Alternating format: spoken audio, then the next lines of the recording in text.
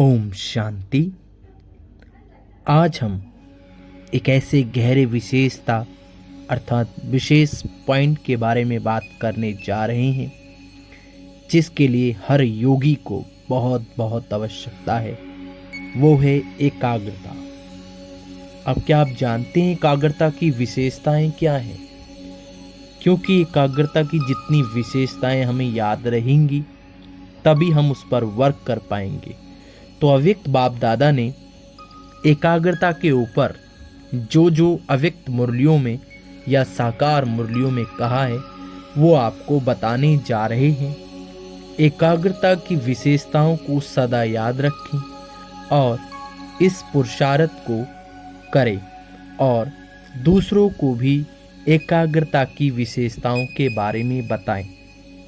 तो हम जानते हैं एकाग्रता के बारे में प्यारे अव्यक्त बाप दादा ने क्या कहा है। एकाग्रता अपनी तरफ आकर्षित भी करती है।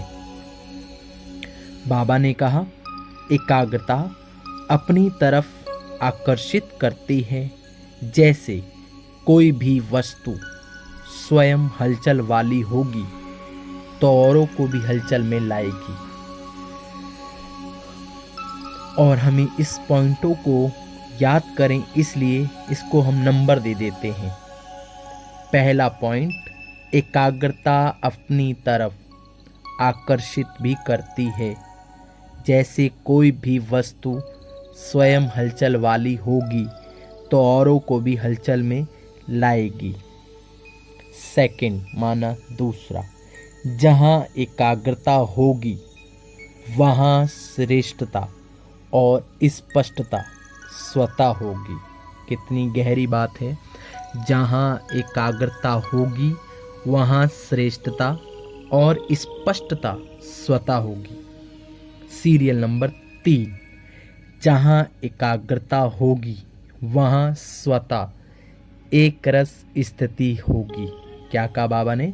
जहाँ एकाग्रता होगी वहाँ एक रस स्थिति स्वतः होगी। चौथा, जहाँ एकाग्रता है वहाँ परखने की शक्ति स्वतः बढ़ती है। जहाँ एकाग्रता है वहाँ परखने की शक्ति स्वतः बढ़ती है। जहाँ एकाग्रता की शक्ति है वहाँ सर्व शक्तियाँ साथ है। पांचवा पॉइंट, जहाँ एकाग्रता की शक्ति है वहाँ सर्व शक्तियाँ साथ हैं।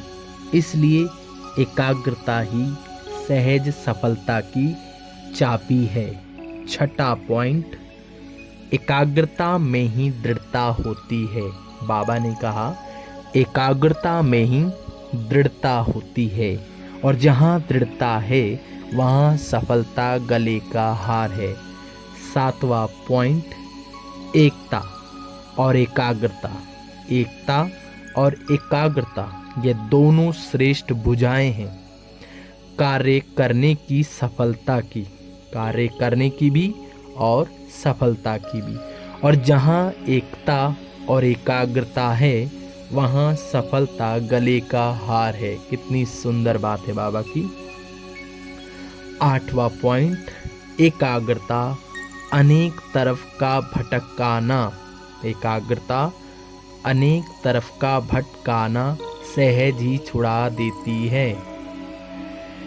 जितना समय एकाग्रता की स्थिति में स्थित होंगे, जितना समय एकाग्रता की स्थिति में स्थित होंगे उतना समय देह और देह की दुनिया सहज भूली हुई होगी।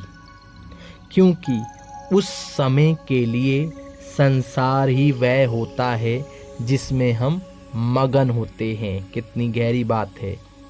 एकाग्रता एक ऐसी चीज़ है जहाँ हम मगन हो गए वही हमारे लिए संसार बन जाता है। नौवां पॉइंट, एकाग्रता की शक्ति सहज निर्विघ्न बना देती है। देखो अक्सर हमारी शिकायत होती है कि विघ्न क्यों आते हैं। इसका मतलब हमारे दिल में मन में हलचल है। बाबा ने कहा एकाग्रता की शक्ति सहज निर्विघ्न बना देती है। मेहनत करने की आवश्यकता ही नहीं। एकाग्रता की शक्ति स्वतः एक बाप दूसरा न कोई, ये अनुभूति सदा कराती है। एकाग्रता की शक्ति सहज एकरस स्थिति बनाती है। एकाग्रता की शक्ति सदा सर्वप्रति एक ही कल्याण की वृत्ति सहज बनाती है। सुन रहे हो ना, कितने गहरे पॉइंट है। रिपीट कर देते हैं, पॉइंट टू पॉइंट है।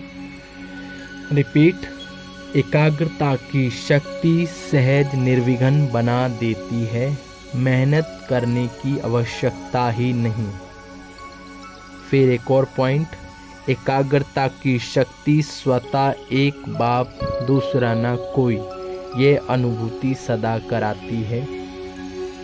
एकाग्रता की शक्ति सहज एकरस स्थिति बना देती है।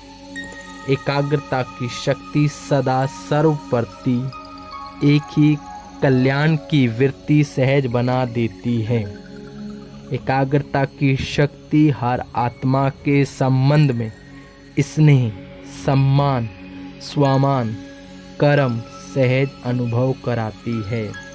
तो आज हमने जाना एकाग्रता की क्या क्या विशेषताएं हैं। आप इसे बार बार सुने, दूसरों के साथ शेयर करें और इस पर वर्क करें। बाकी आगे भी नई चीज़ों को जानने के लिए आप इस चैनल को सब्सक्राइब करें, लाइक करें, कमेंट करें और दिल से बाप दादा का शुक्रिया करें। ओम शांति।